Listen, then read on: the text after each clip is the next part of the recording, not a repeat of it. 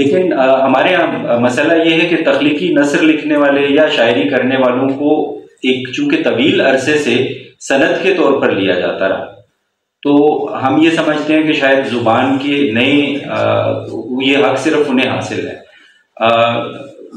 انتہائی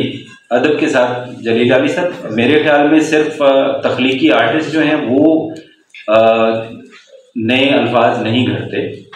عوام بھی نئے الفاظ گھڑتے ہیں۔ اس کے کئی طریقے ہیں، کچھ تو الفاظ مستعار لیے جاتے ہیں دوسری زبانوں سے،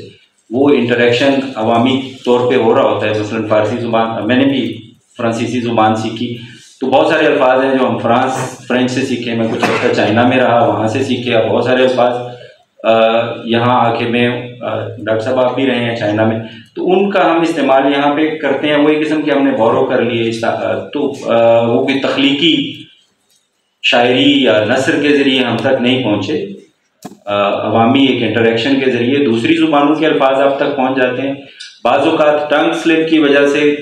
ٹانگیں کانپنے کی بجائے آپ کانپے ٹانگ کہہ گئے تو وہ معروف ہو جاتا ہے، اور وہ اتنی دفعہ چھپتا ہے کہ وہ باقاعدہ ریکارڈ بن جاتا ہے۔ بعض اوقات جیسے سر نے بات کی کہ وہ